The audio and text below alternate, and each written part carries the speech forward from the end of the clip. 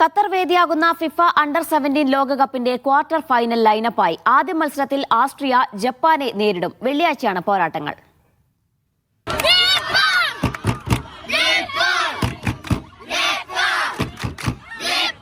Penalty ഷൂട്ടൌട്ടിലേക്ക് നീണ്ട പോരാട്ടത്തിൽ ഉത്തര കൊറിയയെ തോൽപ്പിച്ചാണ് ജപ്പാൻ ക്വാർട്ടറിലേക്ക് ടിക്കറ്റ് എടുത്തത്. ക്വാർട്ടർ പ്രവേശം ആസ്പെയർ സോണിലെ പിച്ച് 4-ൽ തടിച്ചുകൂടിയ ആരാധകർക്ക് അവിസ്മരണീയ വിരുന്നായി.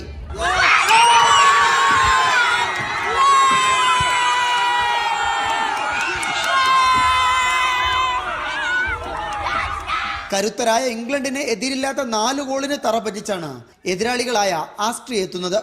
അട്ടിമറി വീരന്മാരായ ബുർക്കിനോ ഫാസോയും ഇറ്റലിയും തമ്മിലാണ് രണ്ടാം ക്വാർട്ടർ പോരാട്ടം. ഉസ്ബെക്കിസ്ഥാനെ കീഴടക്കിയാണ് ഇറ്റലി എത്തുന്നതെങ്കിൽ യുഗാണ്ടയെ തോൽപ്പിച്ചാണ് ബുർക്കിനോ ഫാസോ കളത്തിലിറങ്ങുന്നത്. പ്രീ ക്വാർട്ടറിൽ എതിരില്ലാത്ത 5 ഗോളിന് മെക്സിക്കോയെ തകർത്ത പോർച്ചുഗൽ സ്വിറ്റ്സർലൻഡിനെ നേരിടും. അയർലൻഡിനെ വീഴ്ത്തിയാണ് സ്വിസ് പടയുടെ വരവ്. ക്വാർട്ടറിലെ ഹൈ പ്രൊഫൈൽ പോരാട്ടം ബ്രസീലും മൊറോക്കോയും തമ്മിലാണ്.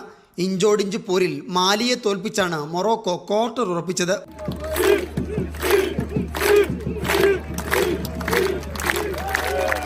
مبروك يا عم الحاج، واحد من ايجيبت. Congratulations Morocco. Inshallah we win 4-0. ഫ്രാൻസിനെതിരെ 1 ഗോളിന് പിന്നിൽ നിന്ന ശേഷം പെനാൽറ്റി ഷൂട്ടൌട്ടിലൂടെയാണ് ബ്രസീൽ ക്വാർട്ടറിലേക്ക് മാർച്ച് ചെയ്തത്. Abbas Muhammad, media 1, Doha.